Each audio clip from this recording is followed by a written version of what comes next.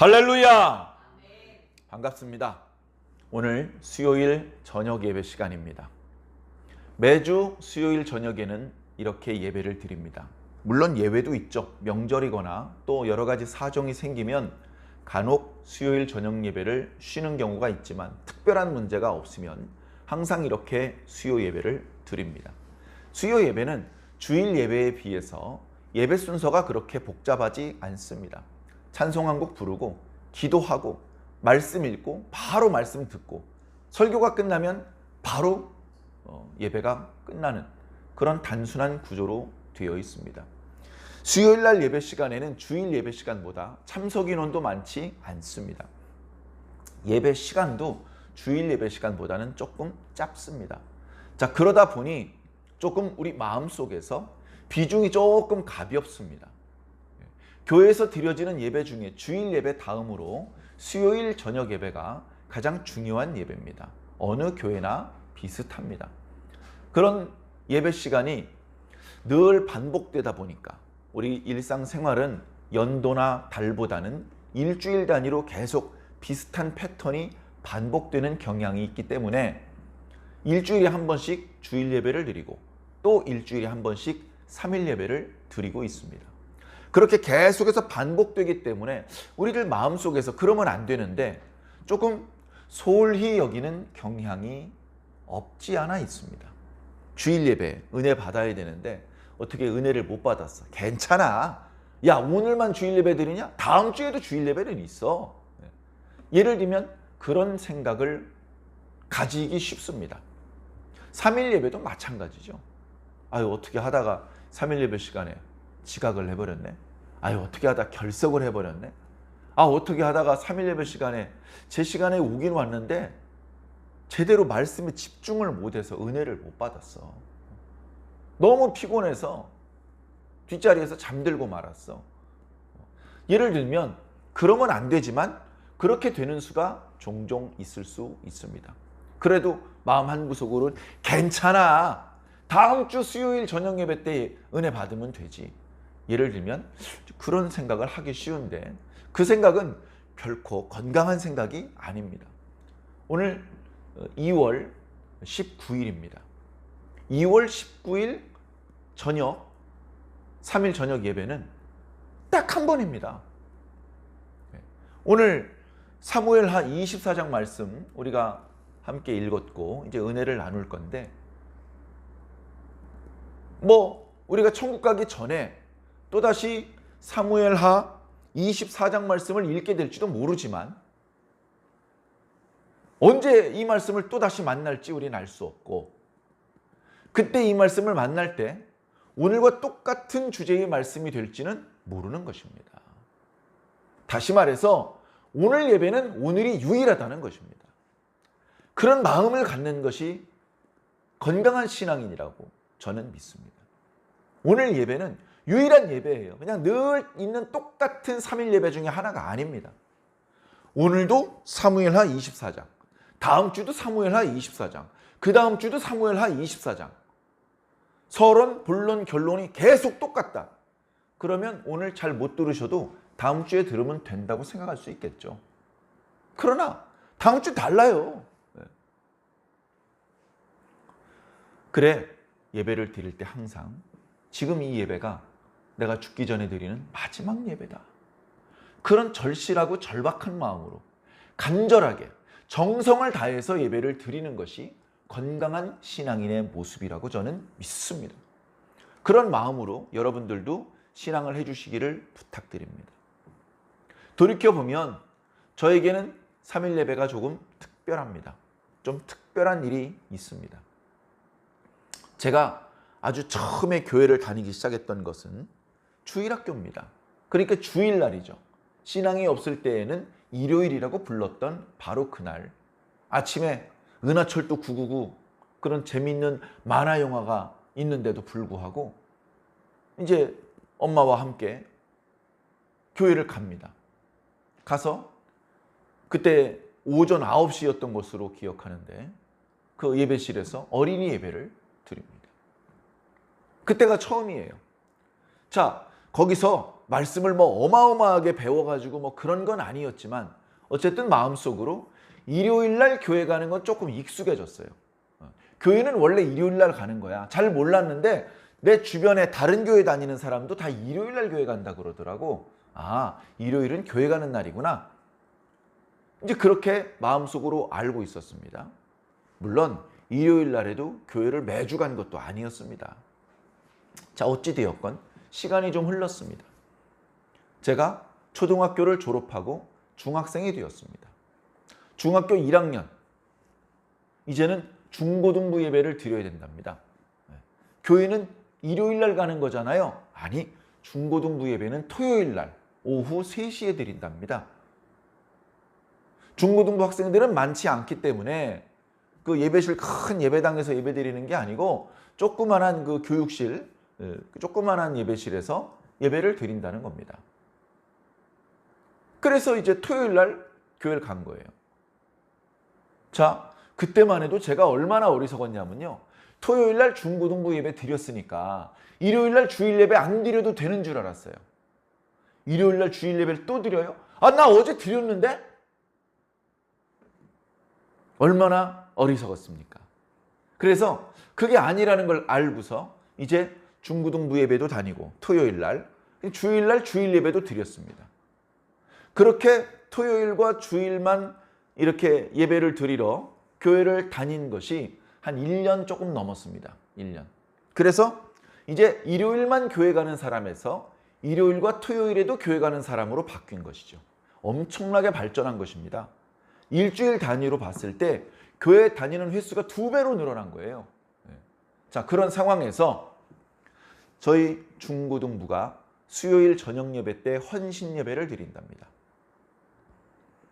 나름대로 1년에 한 번 있는 헌신 예배입니다. 되게 중요하게 생각을 했습니다. 헌신 예배를 드릴 때는 우리 선생님 중에 한 분이 준비 찬송을 합니다. 그리고 학생 회장이, 고등부 회장이니까 고등학교 2, 3학년이에요.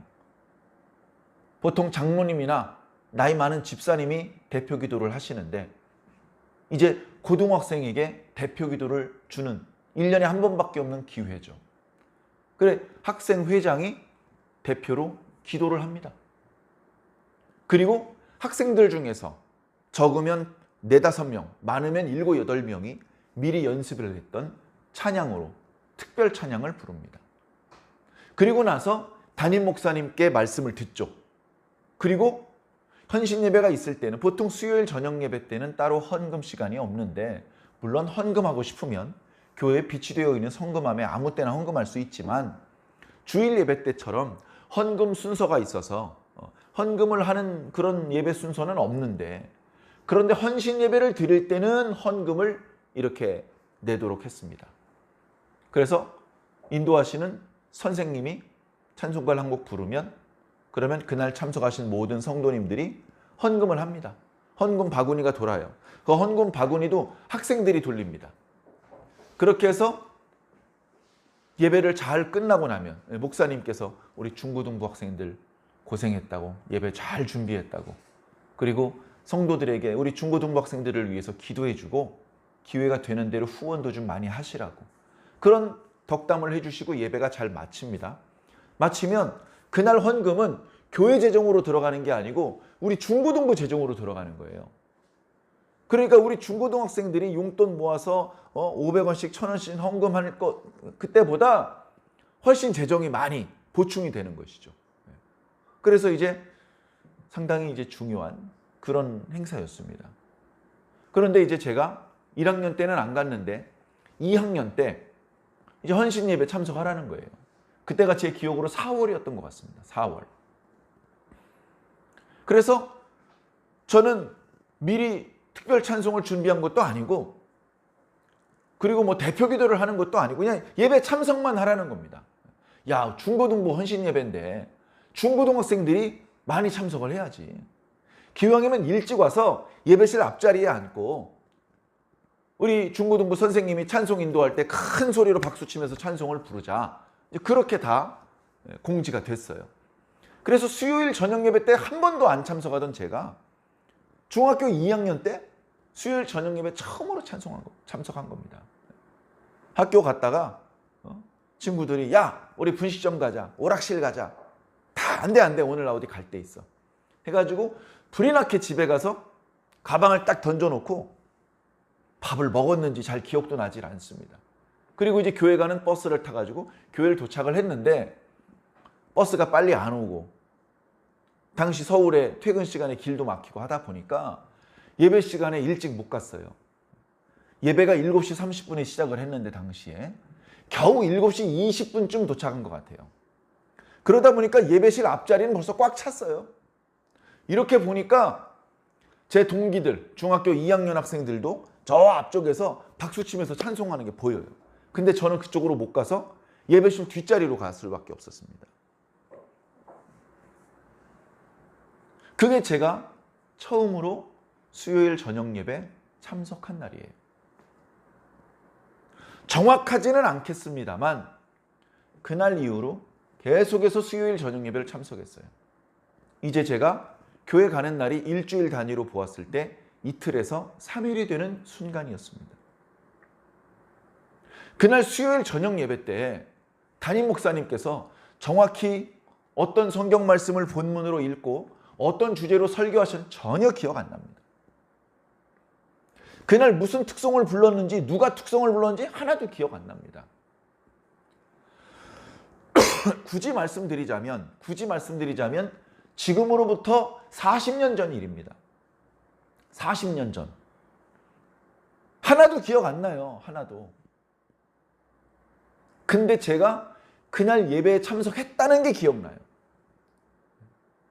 여러분, 예배는 그날 목사님께 어떤 말씀을 들었는지가 우린 중요한 것 같죠.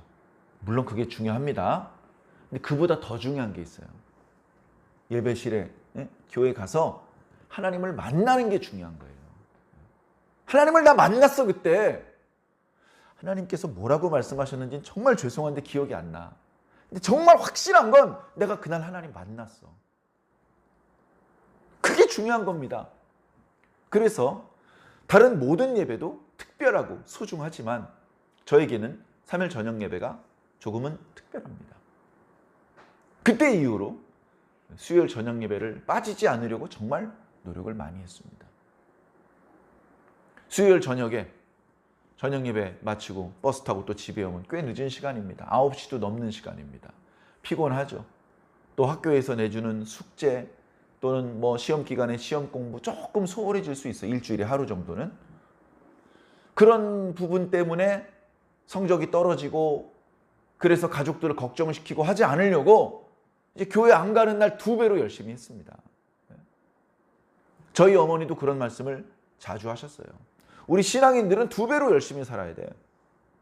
신앙 없는 사람들 놀 때 같이 놀면 안 돼요. 2배로 열심히 살아야 돼요. 신앙을 하면서 일상의 일들도 전혀 문제가 되지 않게 그렇게 해야 되기 때문에 2배로 열심히 해야 돼요. 그래야 하나님께 불영광 돌리지 않고 영광을 돌릴 수 있어. 그런 말씀을 어렸을 때 많이 들었습니다. 그래, 뭐 충분하지는 않았는지 모르겠습니다만 나름대로 최선을 다했습니다.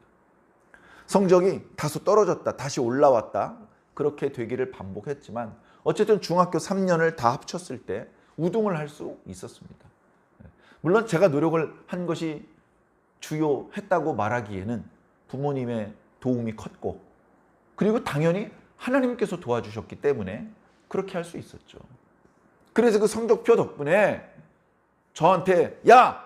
교회 가지마 성적 떨어지니까 이렇게 말을 할 수 없었습니다. 자, 어찌 되었건 3일 저녁 예배가 뭐 그저고 그런 얘기야. 뭐 보니까 예배 순서도 별게 없고 그냥 찬송 한 곡 부르고 목사님 설교하고 그냥 일찍 끝나더라고. 그냥 주일 예배만 드리면 될 것 같더라고. 예를 들면 이런 생각을 할 수 있는데 건강한 생각이 아니라는 것을 꼭 기억해 주시기 바랍니다. 이제 저희 교회는 작으니까 뭐 그런 일이 없지만 보통 제가 전에 다니던 교회들에서는 수요일 예배 목사님께 설교를 좀 빨리 끝내달라는 부탁을 드리는 경우들이 종종 있습니다. 왜냐하면 수요일 예배 후에 성가대에서 연습을 하거나 아니면 무슨 임원 모임을 하거나 무슨 모임이 있는 경우들이 많아요. 그러니까 어차피 모임도 있고 하니까 딱 예배 40분, 50분 그 예배를 드리기 위해서만 오는 게 아니고 겸사겸사 교회를 꼭 가야 되는 것이죠. 그렇게 수요일 날 많은 성도들이 참여하도록 계속해서 권고하고 했었는데 그게 권고로 되는 게 아닙니다. 성도 스스로가 수요일 날 하나님을 만나본 경험이 있으면 그러면 어지간히 아프고 피곤해도요 교회를 옵니다. 회사에서 일을 했어요. 일이 늦게 끝났어요. 그 집에 가가지고 옷 갈아입고 씻고 뭐 밥 먹고 교회 가면 늦어요. 그러면 안 되잖아. 그러면 안 되니까 어떡합니까? 회사에서 직접 교회로 가는 거예요. 자, 그러면 씻지도 못했죠. 엄청 피곤하죠. 저녁도 못 먹었죠. 그래도 하나님께서 그렇게 하는 성도들을 이뻐하시는 거예요. 졸아도 교회 와서 잘 마음으로 그런 마음으로 오는 것이 그게 이쁜 마음이에요. 물론 안 졸고 말씀에 잘 집중하고 찬송에 집중해서 은혜 많이 받는 게 더 좋은 것이죠. 자, 어찌되었건 이 시간 피곤한 몸을 한번 이렇게 좀 어깨도 좀 이렇게 기지개도 켜시고 스트레칭도 하시고 옆에 있는 사람 어깨도 좀 주물러 주시고 해서 잠을 쫓아 최대한 노력을 한번 해봅시다. 그래서 이제 불과 30분도 안 남았습니다. 이 시간에 말씀 듣고 은혜 받으시고 그냥 그저 그런 수요일 저녁 예배가 아니라 그래도 하나님 만나고 돌아갔다고 기억되는 그런 수요 예배가 되시기를 바랍니다. 오늘 정확히 무슨 말씀 들었는지는 목사인 저도 일주일도 지나기 전에 잊어먹습니다. 제가 선포해 놓고 저도 잊어먹습니다. 그래 성도들도 잊어버릴 수 있겠죠. 그러나 이 시간 하나님을 만났다는 사실은 기억이 날 수 있어야 됩니다. 자, 말씀을 한번 살펴보겠습니다. 자, 오늘 사무엘하 24장 말씀입니다. 사무엘하는요 다윗 시대의 말씀이에요. 다윗 시대의 말씀. 1장부터 5장까지는 아직 다윗이 유다 지파의 왕일 때입니다. 이스라엘 전체의 왕이 아니기 때문에 나쁘게 말하면 내전 중이에요. 아브넬이 사울의 네 번째 아들을 왕으로 옹립해놓고 자기가 실제로는 대장로로 됐죠. 그러면서 다윗의 왕권을 인정하지 않았습니다. 그래서 틈나는 대로 다윗의 용사들과 아브넬의 용사들이 전투를 벌였어요. 내전이 일어났습니다. 그 과정에서 아깝게 이스라엘 사람들이 많이 죽었죠. 자, 그런데 그 싸움이 더 커지기 전에 아브넬이 암살을 당합니다. 물론 하나님께서 기뻐하시는 방법은 아니었습니다만 요압이 아브넬을 속이고 아브넬을 죽였습니다. 그리고 또 이제 이스보셋 사울에 남겨진 그 아들이 이제 요즘 말로 경호원들의 손에 의해서 죽임을 당했어요. 그런 일이 벌어지고 나니까 이제 더 이상 사울의 가문에 왕노릇을 할 사람이 없습니다. 이스라엘 전체에 왕노릇을 할 사람은 다윗밖에 없습니다. 북이스라엘 10지파의 장로들이 야, 지체할 것 없다. 다윗에게 가자. 우리 다윗의 왕권을 인정해 주자. 야, 옛날부터 사무엘 선지자가 다윗에게 기름 부은 거 우리 다 알고 있잖아. 다윗이 성품이 괜찮은 사람이래. 그렇게 해가지고 전부 다 다윗에게 찾아갔습니다. 그래서 다윗에게 다시 기름을 부어서 다윗이 세 번째 기름 부음을 받고 이스라엘 전체의 왕이 되었습니다. 그리고 6장부터 10장까지는 다윗이 왕권 초기에 승승장구하는 모습을 보여줍니다. 전쟁터에 나가면 동정서벌을 합니다. 연전연승을 하는 것이죠. 그렇게 된 이유는 전쟁에 앞서서 항상 먼저 하나님께 기도했고 하나님께서 주신 응답대로 움직였기 때문에 승리할 수 있었다라고 성경은 말씀해주고 있습니다. 그렇게 다윗은 경제적으로, 군사적으로, 외교적으로 점점점 든든한 나라를 세워나갈 수 있었고 영적으로도 언약궤를 다윗성으로 메고 올라올 수 있었고 그리고 선지자 나단을 통해서 다윗 언약이라고 하는 전무후무한 축복의 언약을 받을 수 있었습니다. 다윗은 영적으로도 육적으로도 하나님께 어마어마한 축복을 받아서 다윗의 왕국은 반석 위에서 탄탄하게 성장할 수 있었던 것이죠. 그러나 11장에 다윗이 범죄하면서 20장까지 다윗의 범죄라고 하는 그 나쁜 씨가 자라나서 여러 가지 불미스러운 일들이 발생되는 그런 모습을 보여줍니다. 다윗이 간음죄를 저질렀습니다. 밧세바와 동침을 한 것이죠. 그리고서 밧세바의 남편은 자신을 위해서 충성을 다하는, 나중에 보니까 다윗에게 충성을 다하는 30명의 용사 중에 이름을 올릴 정도로 정말 충성스러운 용사였는데 그를 전장에서 죽게 만듭니다. 살인 교사를 한 것이죠. 그러니 다윗이 간음죄와 살인죄를 저지른 것이나 마찬가지입니다. 요즘 대통령이 헌법을 위반한 것이나 마찬가지죠. 10계명 중에 6계명과 7계명을 위반했으니 그야말로 탄핵될 대상이 된 것입니다. 그러나 당시엔 그런 제도는 없었죠. 그러나 하나님께서 다 보고 계십니다. 결국 어떻게 됐습니까? 나단 선지자를 통해서 책망을 했고 회개했습니다만, 그래서 다윗이 자기가 죽게 되지는 않았습니다만 그 죄의 씨가 자라서 다윗의 가족들 속에서 또는 다윗의 나라 속에서 엄청난 불미스러운 일이 저질러지게 되었습니다. 다윗의 아들, 딸 중에서 간음하는 일이 벌어졌습니다. 다윗의 아들, 딸 중에서 살인하는 일이 벌어졌습니다. 그리고 그 아들 중에서 압살롬이라고 하는 그 아들이 반역을 저질렀습니다. 심지어 그 반역은 거의 성공할 뻔했습니다. 그만큼 다윗은 죽을 뻔했고 아주 극도로 어려운 지경에 떨어질 뻔했죠. 그나마 하나님께서 다윗을 불쌍히 여기셔서 다윗이 승리할 수 있게 해주긴 하셨는데 그 과정에 무수히 많은 이스라엘 사람들이 죽었고 수많은 희생을 치르지 않을 수 없었습니다.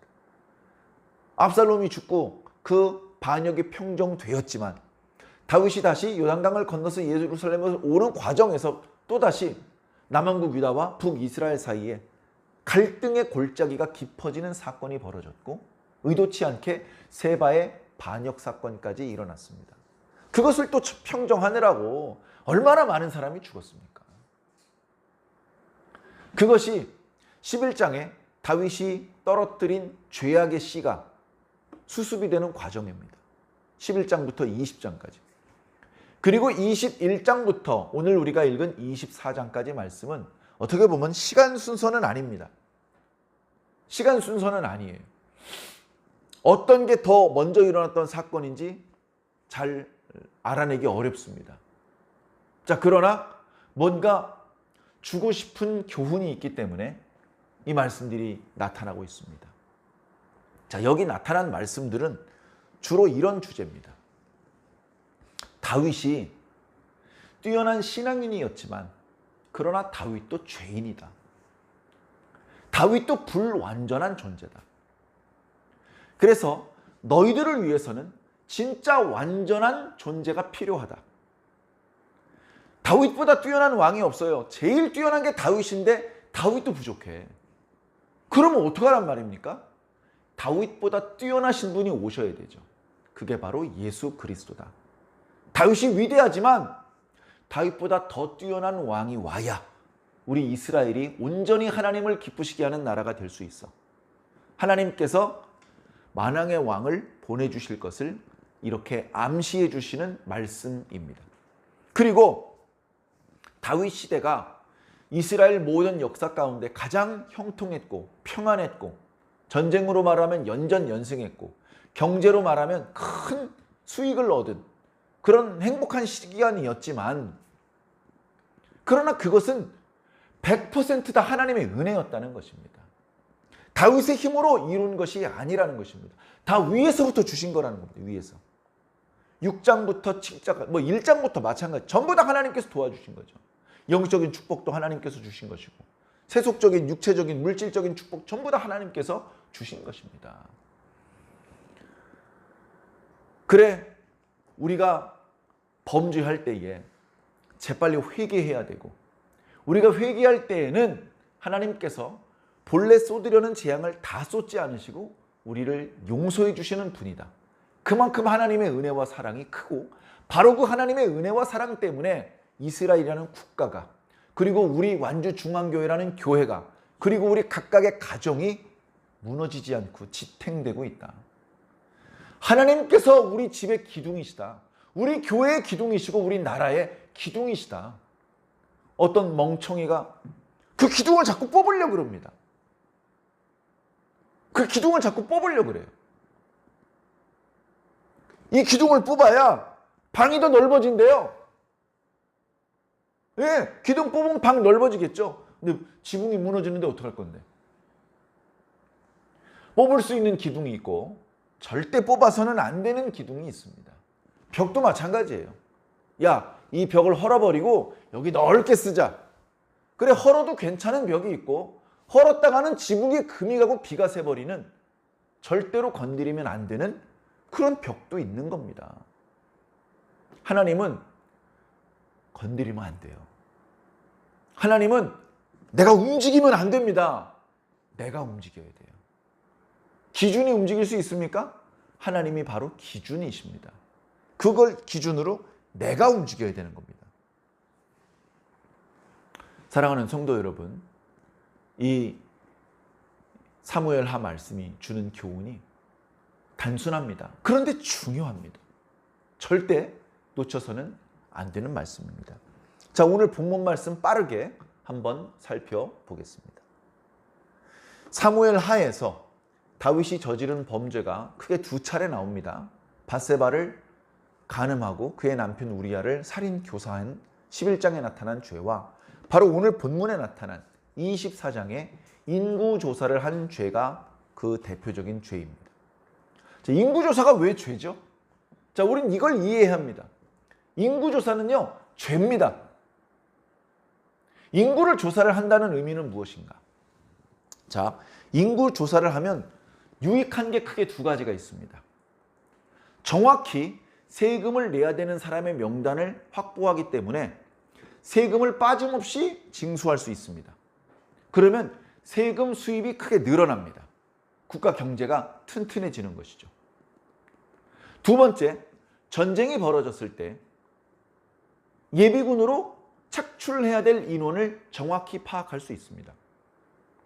유사시에 전투에 참여할 수 있는 인원이 몇 명쯤 되는지 알고 있어야 적들과 상대할 때에 한번 맞붙어 볼지 아니면 빨리 화친을 할지 판단을 할 수 있기 때문입니다.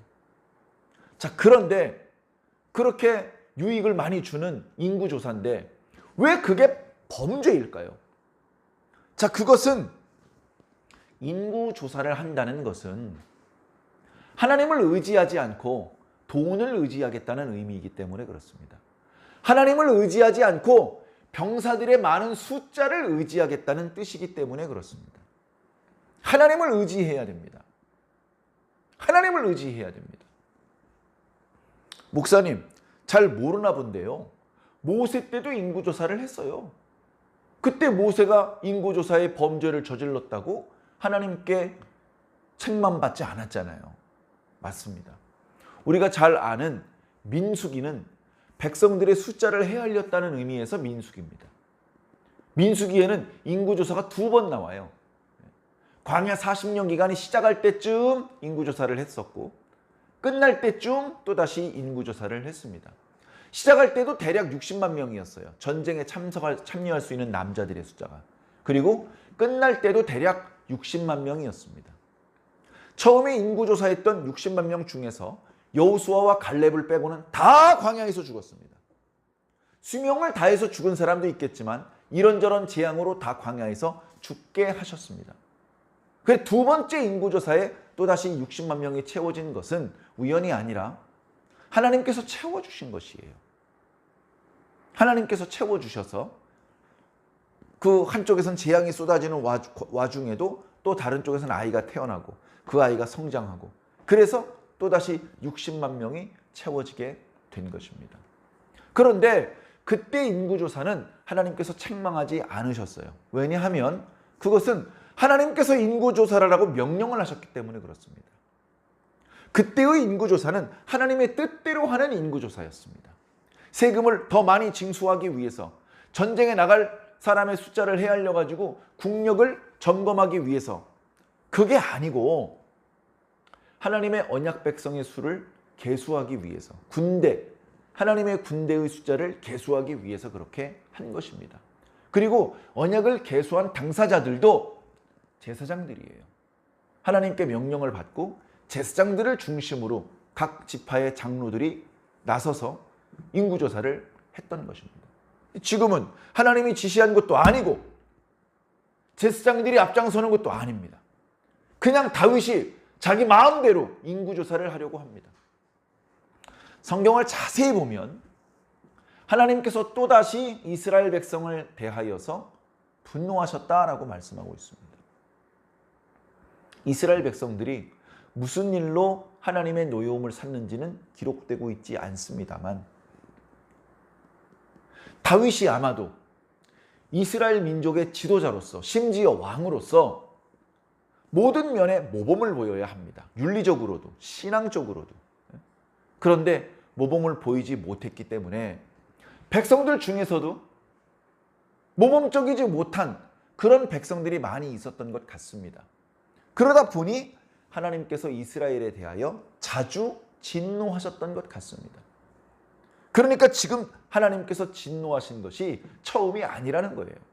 자, 어쨌든 하나님께서 이스라엘에 대하여 진노하셨고 이스라엘을 향하여 당신의 재앙을 쏟으시기를 원하십니다. 그러면 그냥 꽝 쏟으시면 되는데 그게 아닙니다. 그건 하나님의 방법이 아닌 것이죠. 하나님께서는 다윗의 마음을 충동하셨습니다. 인구조사를 하고 싶어지는 마음을 다윗에게 주셨습니다. 그래서 다윗이 뜬금없이 인구조사를 명령합니다. 요압과 군 사령관들에게, 야! 너희들 이스라엘 12지파를 구석구석 돌아다니면서 군대를 계수해라. 그런 명령을 내립니다. 내렸더니 3절에 요압이, 군사령관 중에 제일 선임 고참이잖아요. 요압이 내주 왕이시여, 내주 왕이시여, 존댓말을 써가면서 왕이시여, 이러시면 안 됩니다. 왕께서 원하신다면 하나님께서 우리 이스라엘의 백성들을 100배나 주실 것입니다. 왕이 원하시면 얼마든지 주실 것입니다. 그런데 뭐 하려고 인구조사를 합니까? 요압이 이렇게 말을 했습니다. 요압이 사실 다윗에게 칭찬받지 못할 행동을 많이 했습니다. 칭찬받지 못할 행동을 많이 했는데 지금 이 장면은 요압이 정신이 똑바로 박힌 상태예요. 왕이시여, 인구조사를 하는 것은 하나님을 의지하지 않고 돈을 의지하고 병력의 많은 숫자를 의지하겠다는 의미 아닙니까? 왕께서 많은 숫자의 군대를 원하시고 많은 숫자의 국민을 원하신다면 하나님께서 지금보다 100배나 주실 겁니다. 하나님을 믿고 인구조사는 하지 마세요. 인구조사하러 다니는 게 귀찮아서 그런 게 아닙니다. 그랬는데도 불구하고 다윗이 말을 듣지 않습니다. 보면요, 하나님께서 항상 보면 기회를 주세요. 가롯 유다에게도요, 회개할 수 있는 기회가 여러 번 있었습니다. 회개할 수 있는 기회, 끝내 회개하지 않고 범죄했잖아요. 배반했잖아요. 지금 다윗도요, 요압의 이 말을 듣고, 요압, 자네 말을 듣고 나니 내가 경솔했던 것 같아. 아이고, 자네가 내가 범죄하지 않도록 막아줘서 고맙네. 이렇게 좋게 넘어갈 수도 있었어요. 그런데 어떻게 됐습니까? 다윗이 요압하고 군대 사령관들을 재촉을 합니다. 야, 뭐하고 있어? 빨리 가! 재촉을 막 하니까 요압이 할 수 없이 군사령관을 이끌고 밖으로 나갑니다. 예루살렘에서 나와서 요단강을 건넙니다. 그래서 길르앗 지역을 쭉 점검을 하고, 그리고 다시 이제 두로와 시돈 지역으로 가고, 그리고 거기서 남쪽으로 쭉 부엘세바까지 내려왔다가 다시 예루살렘에 돌아왔습니다. 9개월이 넘는 기간이었습니다. 옛날에 뭐 전산 시스템도 잘 없었고, 모르긴 해도 그 9개월 동안에 새로 태어나는 사람, 그 9개월 동안에 돌아가신 분도 많았을 것입니다. 엄밀하게 정확한 통계는 아니었겠지만 그래도 대체로의 통계를 보고합니다. 왕이시여, 전쟁이 날 경우에 칼을 뺄 수 있는 용사가 이스라엘에 80만 명, 유다에는 50만 명이 있습니다. 이것도 그냥 다 합해서 130만 명이라고 하면 되는데 북이스라엘과 남유다를 구별해서 이렇게 보고를 합니다. 그런데 그 9개월 동안 다윗이 뉘우쳐요. 다윗이 뉘우칩니다. 아이고, 내가 멍청하게 하나님을 믿으면 되는데 내가 왜 인구조사를 명했을까? 스스로 뉘우칩니다. 그리고서 하나님 앞에 회개 기도해요. 하나님, 제가 그만 범죄하였나이다. 저를 어떻게 좀 용서해 주십시오. 용서해 주십시오. 용서해 주고 그냥 넘어가 주십시오. 제가 미련하게 행하였나이다. 그러나 하나님께서는 용서할 생각이 없습니다. 처음부터 하나님께서 이스라엘 전체를 향하여 진노하셔서 시작된 일이기 때문에 하나님의 진노가 내려질 차례입니다. 선지자 갓을 통해서 하나님의 전갈이 전해집니다.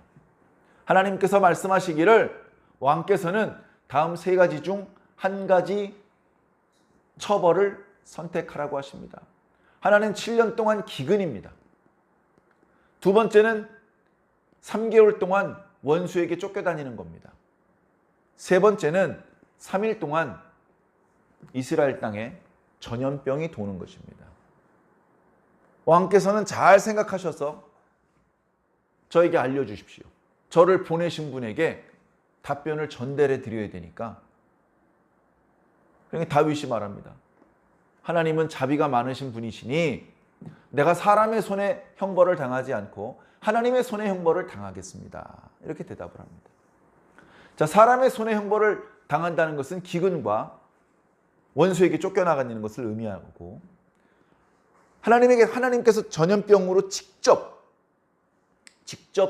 이스라엘의 재앙을 내리시는 거니까 전염병 3일 동안 그 재앙을 선택을 한 것이죠. 자, 그날부터 전염병이 돌기 시작을 합니다. 그래서 그 기간 동안에 죽은 사람이 7만 명이 죽었대요. 7만 명. 여러분, 7만 명이면요, 어마어마하게 많이 죽은 겁니다. 7만 명이면. 자, 대충 계산을 해보면, 자, 용사가 13만 명이잖아요. 용사가 13만 명. 그러면 그 사람들이 대부분 한 집의 가장들인데 그 집의 어린이와 여자와 노인네 합하면 인구가 대충 5배, 4배에서 5배 하면 될 겁니다.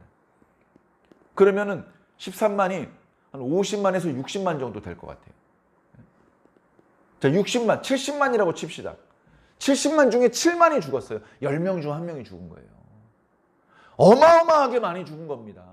온 이스라엘 나라의 탄식 소리, 통곡 소리가, 한쪽에서는 병 걸려가지고 열이 올라가지고 아이고 죽겠네, 아이고 아파 이러고 있고, 한쪽에서는 벌써 죽었습니다. 죽은 그 시신을 장사 지낼 사람도 없어요. 다 콜록거리고 뭐 벅벅 긁고 있고, 이스라엘 나라 전체가 마비가 된 것입니다. 자, 그런데 3일쯤 되니까 하나님께서도 백성들을 사랑하시기 때문에 그 백성들의 범죄 때문에 재앙이 시작된 것이긴 하지만, 백성들이 또 그 재앙 가운데 고통당하는 모습을 하나님께서 보시면서 안타깝게 생각을 하시는 거예요. 이게 하나님의 사랑입니다. 하나님의, 표현하자면 바보 같은 사랑입니다. 그래서 하나님께서 뉘우치시고 재앙을 내리는 역할을 담당한 천사에게 이제 그만 되었다라고 말합니다. 어이구, 하나님께서 그만하라고 하셨으니까 다윗이 굳이 기도하고 굳이 제사를 바치지 않아도 되겠네요? 아니요. 하나님께서 뜻을 정하셨을지라도 우리는 그 뜻대로 해주시기를 간절히 기도해야 된다라고 성경은 말씀하고 있습니다. 우리가 기도 안 해도 어차피 하나님 그렇게 하려고 계획을 해놓으셨어, 그래 기도 안 해도 돼. 아니요. 계획해 놓으셨더라도 기도해야 된다는 겁니다. 하나님께서 비를 주시기로 하셨어요. 그렇게 결정을 하셨더라도 우리는 비 오게 해달라고 간절히 기도해야 되는 거예요. 다윗은 하나님, 죄는 제가 지었는데 왜 백성들이 고통을 당합니까? 저희 집안에 재앙을 내리시옵소서. 참 지도자다운 책임감 있는 모습입니다. 그런데 다윗 때문에 재앙이 시작된 게 아니에요. 이스라엘 전체가 재앙을 당해야 될 상황이었고 이미 다 재앙이 쏟아졌습니다. 그때 또 선지자로부터 지금 아라우라의 타작마당에 올라가면 거기서 제사를 드리면 재앙이 빨리 멈출 수도 있을 것 같습니다. 그래서 올라가서 아라우나 여부스 사람이 원래 그 예루살렘 그 언덕이 여부스 족속이 차지하던 땅이니까 그 중에 한 명이 아직도 거기 살고 있었는데 거기 뛰어 올라갑니다. 그랬더니 왕이 오니까 얼굴을 땅에 대고 절을 하는 것이죠. 무슨 일이시옵니까? 여기서 하나님께 제사를 드리려고 한다. 그렇다면 소도 제가 드리겠고요. 땔감도 드리겠습니다. 아니다. 공짜로 받아서 하나님 앞에 올리는 것은 정성이 아니다. 내가 값을 치르겠다. 값을 치르고 제사를 드립니다. 그래서 재앙이 그쳤다라고 말씀하시는 것으로 사무엘 하 말씀이 끝납니다. 자, 이 모든 역사가 우연히 되어지는 것이 아니에요. 다 하나님께서 하시는 거예요. 자, 다윗은 특별한 인물이니까 다윗 시대에는 특별하게 하나님께서 역사하셨고 오늘 우리들의 시대는 그런 거 이제 없고 그렇지 않습니다. 그렇지 않습니다. 구약의 선지자들처럼 하나님의 막 음성이 들리고 예언하면 그 즉시 이루어지고 그런 신기한 일은 우리 시대에 잘 없습니다. 없는 게 오히려 다행이에요. 그런 일이 나타나면 사람들이 이상하게 삐딱해지고 삐뚤어질 수 있습니다. 건강한 신앙을 할 수가 없어요. 그래, 우리 시대에는 구약의 그런 모습은 보이지 않지만 하나님의 백성들을 사랑하시고 음으로 양으로 도와주시고 어떨 땐 막아주시고 어떤 땐 야단치시고 이런 하나님의 역사가 지금도 여전히 이어지고 있다는 것입니다. 여러분, 복만 받는 게 잘하는 게 아니에요. 엄마가 단 것만 준 우리 엄마 최고입니까? 이빨 다 썩었는데 쓴 것도 주는 엄마가 친엄마입니다. 회초를 드는 사람이 진짜 아빠, 친아빠예요. 오냐 오냐 해주는 사람은 잠깐 맡아서 돌봐주는 사람일 뿐입니다. 우리 하나님은요, 우리의 친아버지세요. 그래서 우리를 너무나 사랑하시고 은혜를 베푸시지만 때로는 회초리도 드시는 거예요. 우리 그 회초리 때로 죽이시려고 드리는 게 아니고 정신 차려 사람 만드시려고.